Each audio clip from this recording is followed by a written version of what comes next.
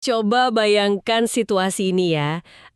Anda lagi duduk santai, baca sebuah buku atau mungkin laporan kerja yang lumayan panjang, mata Anda nyusuri setiap kata, lembar demi lembar, paragraf demi paragraf. Anda membalik halamannya, terus? Terus tiba-tiba Anda berhenti total. Nah, iya. Anda menatap kosong ke arah dinding dan sadar, Anda sama sekali nggak mengingat satu kata pun dari apa yang baru aja Anda baca selama 10 menit terakhir. Kosong. Blank sama sekali ya. Bener-bener blank. Ujung-ujungnya Anda cuma bisa menghela napas, balik lagi ke halaman sebelumnya, dan mulai baca ulang dari awal. Anda pasti pernah ngalamin itu kan?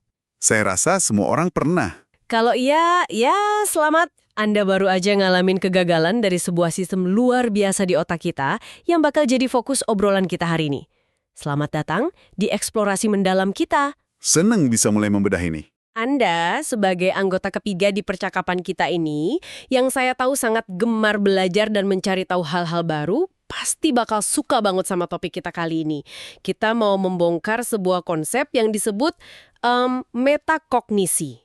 Metakognisi. Iya, kalau diterjemahkan secara sangat sederhana, ini tuh kemampuan kita untuk berpikir tentang cara kita berpikir. Dan yang bikin topik ini sangat memikat adalah betapa luasnya dampak konsep ini dalam hidup kita sehari-hari. Betul, nggak cuma di ruang kelas kan? Jauh dari itu, sumber materi yang kita kumpulkan untuk Anda hari ini tuh benar-benar datang dari berbagai ujung spektrum.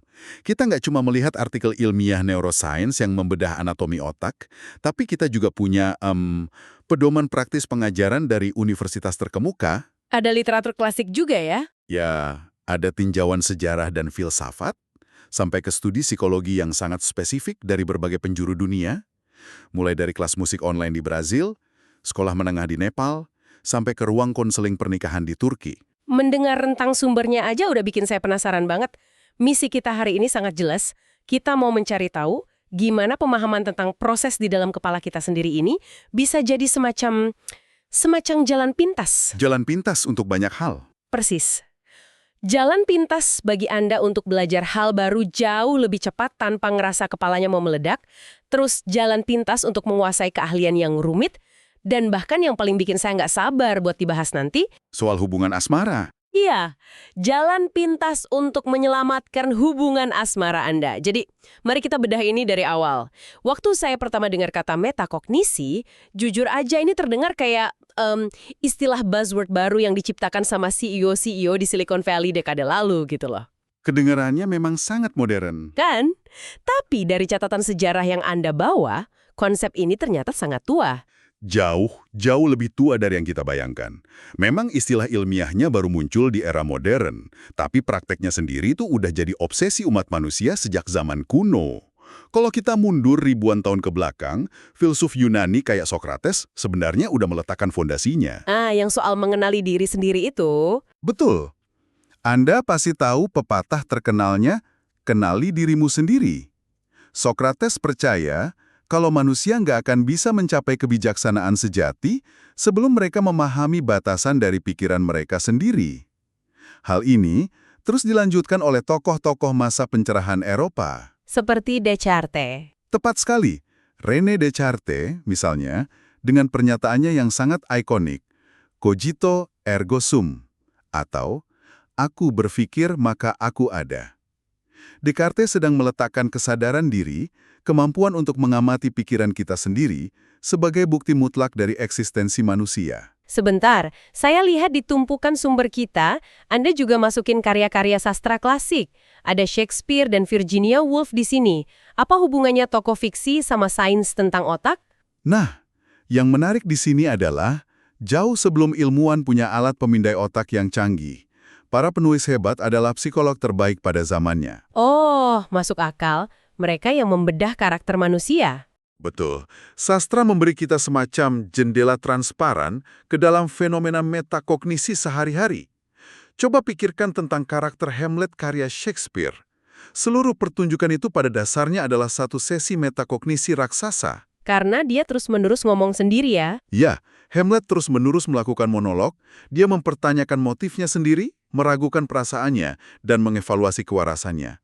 Lalu di era yang lebih modern ada novel Mrs. Dalloway, karya Virginia Woolf. Di situ kita diajak masuk ke dalam aliran kesadaran karakter utamanya yang secara aktif menganalisis masa lalunya sendiri. Dan ada satu lagi yang agak gelap tadi.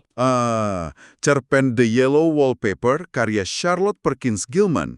Di situ, sang tokoh utama secara tragis namun sadar memantau penurunan kesehatan mentalnya sendiri akibat tekanan sosial patriarki.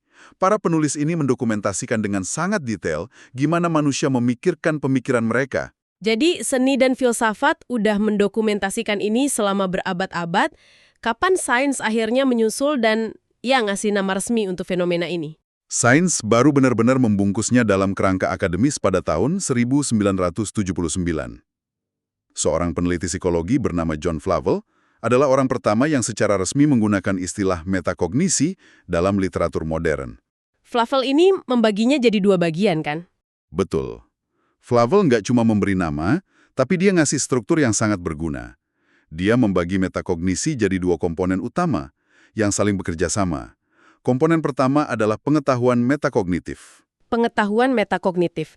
Ini maksudnya gimana? Ini adalah inventaris di kepala kita tentang apa yang kita ketahui dan apa yang nggak kita ketahui. Termasuk pemahaman tentang kelemahan kita sendiri sebagai seorang pembelajar. Lalu komponen kedua adalah regulasi metakognitif. Berarti ini sisi aksinya. Tepat. Ini sisi aktifnya. Kemampuan kita untuk merencanakan sesuatu, memantau prosesnya saat sedang berjalan, dan mengevaluasi hasilnya setelah selesai. Oke, coba saya terjemahkan ke kejadian sehari-hari biar lebih kebayang buat Anda yang lagi dengerin. Berarti, pengetahuan metakognitif itu kayak saat saya sadar 100% kalau saya ini payah banget dalam nginget nama orang baru. Saya tahu itu kelemahan otak saya. Ya, kesadaran akan sistem memori Anda. Terus, regulasi metakognitif adalah langkah antisipasi saya. Misalnya, saya sengaja ngeluarin ponsel dan diam-diam mencatat nama orang tersebut begitu kami selesai salaman. Ya, itu aplikasi kehidupan nyata yang sempurna. Anda mengenali kekurangan sistem Anda, lalu Anda meregulasinya dengan sebuah strategi. Nah, yang bikin ilmuwan neuroscience sangat bersemangat belakangan ini adalah mereka akhirnya bisa melihat gimana proses mencatat nama tadi terjadi di dalam anatomi otak kita. Lewat pemindaian otak itu ya? Benar. Melalui berbagai pindaian otak, neuroscience membedakan metakognisi ini jadi dua mode operasional, yaitu metakognisi online dan offline. Kayak status internet kita aja. Gimana bedanya? Mode online ini terjadi secara instan, otomatis, dan di belakang layar. Ini berkaitan erat sama fungsi eksekutif otak kita. Misalnya saat Anda lagi ngetik email kerja, dan jari Anda tanpa sadar langsung nekan tombol backspace, karena Anda ngerasa ada huruf yang salah, bahkan sebelum Anda benar-benar baca layar. Oh iya, sering banget kejadian tuh. Kan, Anda memantau dan mengoreksi diri dalam hitungan milidetik. Wow, jadi itu semacam autopilot pendeteksi kesalahan ya? Lalu gimana dengan yang offline? Metakognisi offline adalah kebalikannya. Ini butuh waktu, jeda, dan representasi mental yang sengaja dipanggil kembali. Ini adalah momen di mana Anda merefleksikan sebuah kejadian setelah kejadian itu berlalu. Seperti mengevaluasi presentasi setelah selesai rapat. Tepat, memikirkan bagian mana yang tadi kedengaran kurang meyakinkan. Dan neuroscience menunjukkan kalau area otak yang bekerja layaknya pusat komando untuk ini berada di prefrontal cortex, bagian depan otak kita yang sangat berkembang. Khususnya area medial dan lateral. Ada juga bagian otak lain yang terlibat, kan? Ya, ada bagian yang bernama anterior cingulate cortex atau ACC. Anda bisa ngebayangin ACC ini kayak alarm internal otak yang mendeteksi konflik atau kebingungan. Ketika Anda ngerasa, tunggu, kayaknya saya nggak paham deh maksud laporan ini. Nah, itu ACC Anda yang lagi nyala. Disinilah hal ini jadi sangat menarik. Kalau saya coba pakai analogi untuk Anda yang lagi dengerin sambil nyetir atau mungkin sambil jogging sekarang. Metakognisi online itu ibarat refleks nyetir Anda. Anda tiba-tiba nginjek rem saat ada motor nyalip sembarangan. Tanpa perlu mikir teori fisika kecepatan. Semuanya instan. Betul, refleks otomatis. Tapi, metakognisi offline itu ibarat fitur dashcam atau kamera dashboard di mobil Anda. Setelah Anda sampai di rumah, Anda ngerasa ada yang aneh dengan cara Anda nyetir tadi. Lalu Anda memutar ulang rekaman dashcam tersebut. Anda mengevaluasi, wah tadi saya menikung terlalu agresif, besok saya harus lebih sabar. Analogi dashcam itu sangat brilian. Kita benar-benar dilengkapi sama dashcam evaluasi bawaan. Dan justru karena itu butuh anatomi otak tingkat tinggi seperti prefrontal cortex, selama berabad-abad manusia jadi sangat sombong. Filsuf dan ilmuwan berasumsi kalau cuma kitalah satu-satunya makhluk di bumi yang punya dashcam nilmental ini. Bahwa ini yang membedakan kita dari hewan. Betul. Bahwa kemampuan merefleksikan keraguan adalah definisi mutlak dari menjadi manusia. Saya baca catatan Anda soal ini, dan ini bagian yang lumayan melukai ego manusia saya. Ternyata kita bukan satu-satunya yang punya kesadaran ini. Hewan juga punya. Jauh dari asumsi itu. Studi biologi komparatif modern benar-benar ngeruntuhin kesombongan kita. Ketika peneliti ngelakuin tes memori dan pengambilan keputusan pada lumba-lumba, hewan ini nunjukin perilaku yang sangat jelas mengindikasikan rasa ketidakpastian. Lumba-lumba bisa ragu. Lumba-lumba tahu ketika mereka nggak yakin akan sesuatu. Tapi yang lebih gila lagi adalah studi pada tikus. Ya, tikus yang bisa ngerasa insecure. Gimana mungkin ilmuwan bisa tahu seekor tikus lagi meragukan dirinya sendiri? Peneliti masukin tikus ke dalam sebuah tes memori, di mana mereka harus mengidentifikasi durasi sebuah suara untuk dapat makanan. Kalau mereka jawab salah, mereka nggak dapat apa-apa dan harus nunggu lama buat tes berikutnya. Risikonya lumayan tinggi buat si tikus. Bener. Tapi, peneliti ngasih tombol ekstra, yaitu tombol menyerah atau keluar. Kalau tikus nekan tombol ini, tes dibatalkan dan mereka dapat hadiah hiburan berupa sedikit makanan instan. Dan apa yang terjadi? Hasilnya, ketika memori mereka tentang suara tersebut kabur atau terlalu sulit diingat, alih-alih menebak secara acak, tikus-tikus ini memilih untuk nekan tombol menyerah. Mereka memantau ingatan mereka secara internal, nyadari adanya kekosongan informasi, dan ngubah strategi. Mereka secara harfiah tahu kalau mereka tidak tahu. Itu benar-benar menakjubkan. Tikus ini lebih jujur pada dirinya sendiri daripada kebanyakan orang yang sering ngeyel di kolom komentar media sosial. Alih-alih pura-pura tahu, mereka ngakuin ketidaktahuannya. Tapi apakah semua hewan kayak gini? Lucunya, nggak semua hewan punya fitur ini. Dalam uji coba yang polanya serupa, burung merpati ternyata nggak nunjukin kemampuan metakognitif ini sama sekali. Merpati cuma nebak aja. Ya, merpati nggak bisa mengevaluasi ketidakpastian mereka. Saat memori mereka memudar, mereka bakal terus aja nebak secara acak tanpa henti. Jadi, metakognisi ini bukanlah kemampuan dasar semua hewan, melainkan keterampilan evolusioner luar biasa yang kita bagikan cuma dengan beberapa spesies mamalia tertentu. Ini alat bertahan hidup, biar kita nggak ngambil keputusan fatal saat informasi di kepala kita nggak lengkap. Oke, jadi sains sudah ngebuktiin kalau kita punya perangkat kerasnya, dashcam mental di otak kita, dan tikus juga punya. Pertanyaan terpenting bagi Anda yang lagi dengerin ini adalah, gimana kita meretas sistem ini secara sengaja? Untuk kebutuhan belajar maksudnya. Iya, entah Anda ini seorang mahasiswa atau profesional yang harus menyerap dokumen tebal tiap hari. Gimana metakognisi bisa bikin kita belajar lebih cepat? Disinilah kita bisa pinjam pedoman praktis dari Center for Teaching Excellence di sebuah universitas terkemuka. Mereka merumuskan teknik yang memaksa metakognisi offline kita bekerja maksimal. Apa saja strateginya? Salah satu strategi yang paling direkomendasikan adalah pembungkus kuliah atau lecture wrappers dan pembungkus ujian atau exam wrappers. Pembungkus, maksudnya membungkus informasi kayak gimana tuh? Konsepnya begini, bayangkan Anda lagi belajar mandiri atau ikut kelas. Daripada cuma masuk, duduk pasif, dan keluar ruangan, Anda membungkus pengalaman itu. Sebelum mulai, Anda nulisin satu kalimat tujuan Anda hari itu, lalu sesaat setelah kelas atau sesi membaca selesai, Anda berhenti sejenak, tutup buku, dan maksa diri Anda untuk nulisin 3 ide terpenting dari sesi tadi pakai bahasa Anda sendiri. Ah, jadi kita memanggil ulang informasinya? Ya, lalu bandingkan dengan catatan asli. Nah, untuk exam wrappers, ini dipakai saat Anda dapat nilai buruk. Kebanyakan orang bakal lihat nilai jelek, ngerasa sedih, lalu nyimpen kertasnya di laci. Dengan wrapper, Anda diwajibkan menganalisis kenapa Anda salah. Bukan cuma lihat angkanya? Betul. Apakah karena Anda cuma ngafal definisi tapi nggak paham konsepnya? Apakah Anda salah baca instruksi? Proses ini maksa otak nyalain dashcam-nya. Apakah ada yang ngerasa ragu dengan langkah selanjutnya?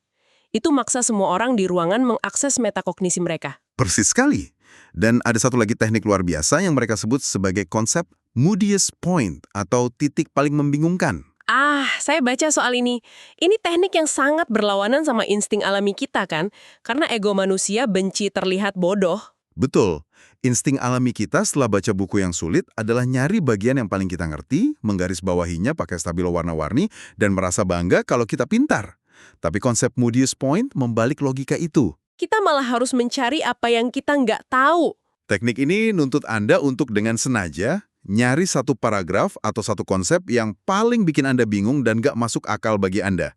Anda harus menuliskannya secara spesifik. Misalnya, saya paham bagian A dan B, tapi kenapa C bisa menghasilkan D itu sangat membingungkan saya.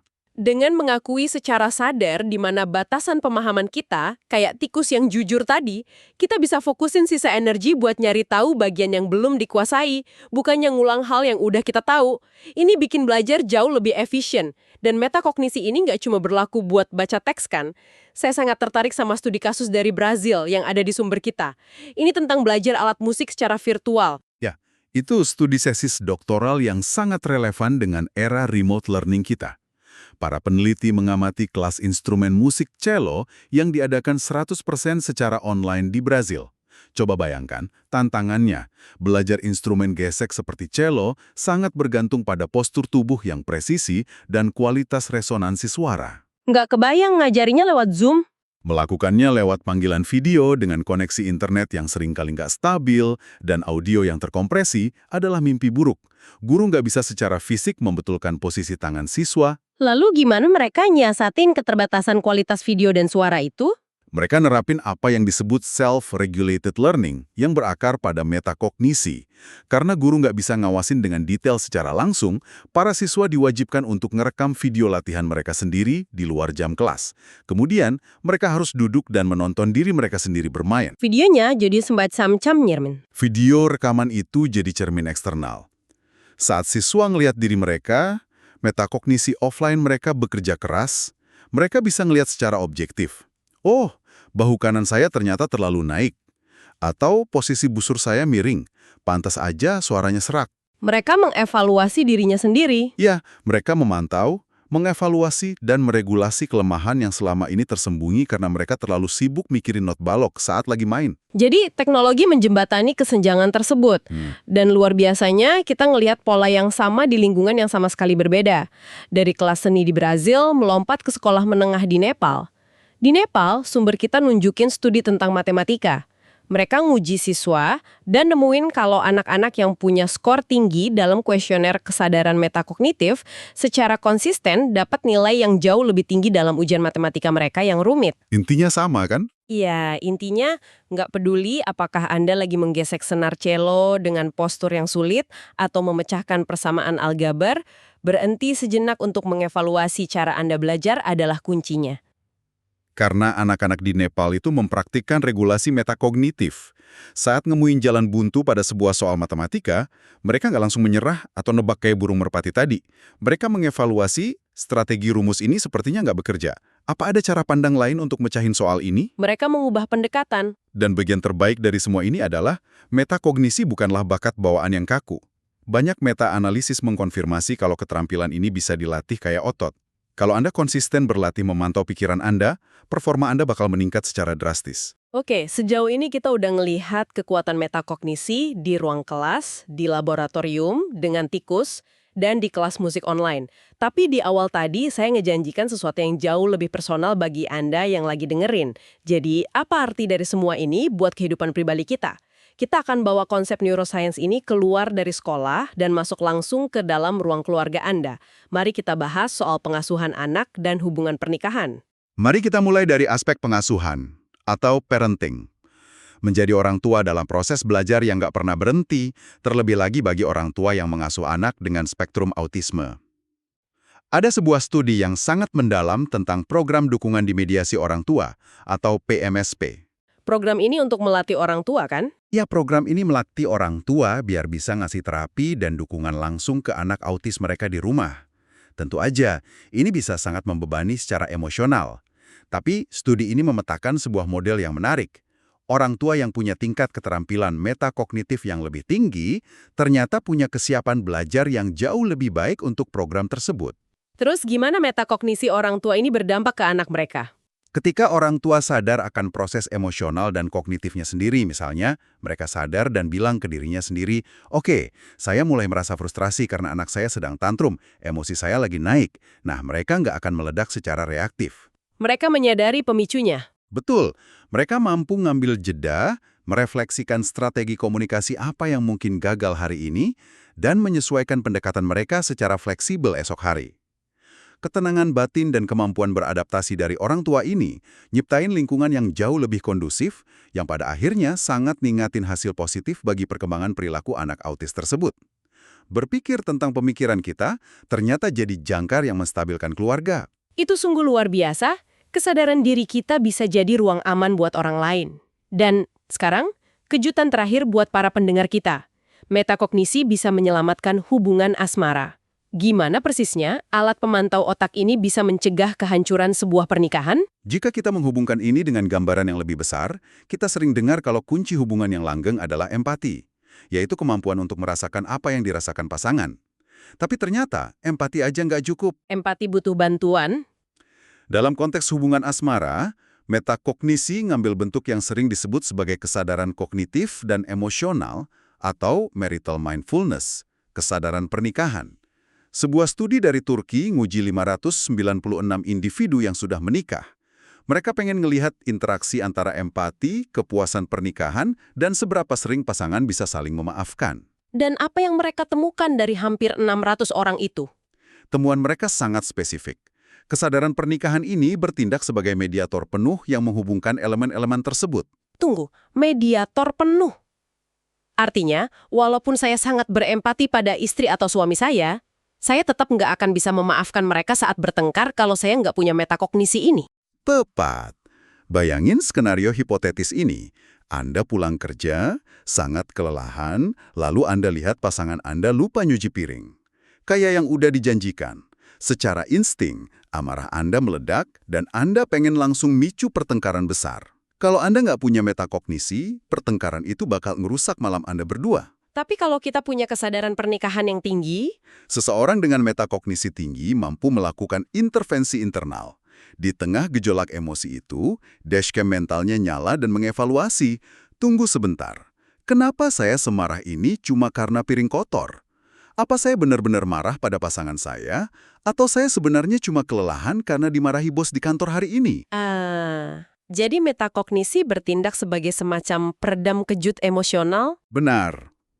Kesadaran internal pada momen emosional itulah yang memungkinkan Anda misahin rasa lelah Anda dari tindakan pasangan Anda.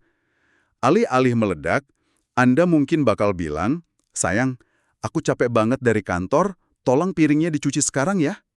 Menyelesaikan masalah tanpa konflik. Inilah yang menghubungkan empati dengan kemampuan untuk memaafkan hal-hal kecil, mencegah konflik sepele berubah jadi perang dunia, dan pada akhirnya mempertahankan kepuasan pernikahan. Metakognisi adalah tentang gimana kita nggak jadi budak dari reaksi instan pikiran kita sendiri. Benar-benar ngebuka wawasan. Kita mulai obrolan dari Sokrates dan sampai ke tumpukan piring kotor di dapur. Tapi semuanya terhubung dengan sempurna. Jadi, mari kita rangkum perjalanan eksplorasi mendalam kita untuk Anda hari ini. Metakognisi itu bukan sekedar jargon akademis pendidikan yang membosankan, ini adalah fondasi biologis di dalam prefrontal cortex kita. Ini sebuah keterampilan bertahan hidup yang kita bagi dengan lumba-lumba dan tikus yang berani jujur saat lupa. Dan sebuah teknik praktis. Ya, teknik yang bikin kita menguasai keahlian lebih cepat. Entah itu dengan pembungkus rapat di kantor, mengakui titik paling membingungkan saat belajar aljabar, atau merekam diri sendiri saat main cello. Dan pada puncaknya, kesadaran ini adalah pedoman pengasuhan anak yang lebih baik dan rahasia pernikahan yang bahagia. Dan bagi Anda yang lagi dengerin, di era digital ini, dengan meluangkan waktu sejenak untuk mikirin gimana Anda berpikir, nanya pada diri sendiri secara jujur, apa saya benar-benar ngerti ini, atau cuma ngerasa ngerti? Anda bisa menghindari informasi yang membebani dan jadi pembelajar yang jauh lebih efektif. Anda ambil alih kemudi pikiran Anda. Anda jadi sutradara dari film yang diputar di dalam kepala Anda sendiri. Tapi sebelum kita benar-benar pamitan, saya tahu dari obrolan persiapan kita kemarin, Anda nyimpen satu pemikiran provokatif. Sesuatu yang bakal bikin Anda, para pendengar kita, merenungkannya malam ini. Silahkan. Hal ini memunculkan pertanyaan penting terkait masa depan kita bersama teknologi. Hari ini, kita mulai banyak pakai teknologi pembelajaran adaptif, virtual reality, dan kecerdasan buatan atau AI yang bisa ngasih umpan balik instan. Algoritma masa kini bisa mantau di mana kita sering salah klik, berapa detik kita ragu ngejawab soal, dan ngasih perbaikan secara real time.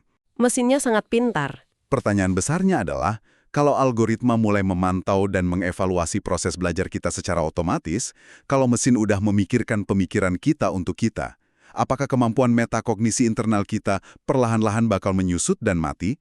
Atau mungkinkah kita justru akan berevolusi mencapai tingkat metakognisi yang lebih kuat karena dibantu data AI? Apakah kita sedang ngelepasin kebiasaan refleksi diri dan menyerahkan dashcam mental berharga kita ke mesin? Wah, itu pertanyaan eksistensial yang sedikit bikin merinding, tapi sangat nyata.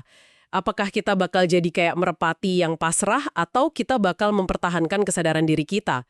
Itu jelas merupakan sebuah teka-teki yang harus Anda renungkan secara mendalam mulai hari ini. Terima kasih banyak karena telah bergabung, memperluas wawasan, dan menyelami kerumitan pikiran manusia bersama kami. Sebagai penutup, jangan lupa untuk mempraktekkan langsung teknik rapper dari sesi kita hari ini. Setelah suara ini berhenti, bisakah Anda menyebutkan 3 ide terpenting yang baru aja kita bahas? Teruslah bertanya, teruslah penasaran, dan sampai jumpa di eksplorasi mendalam kita berikutnya.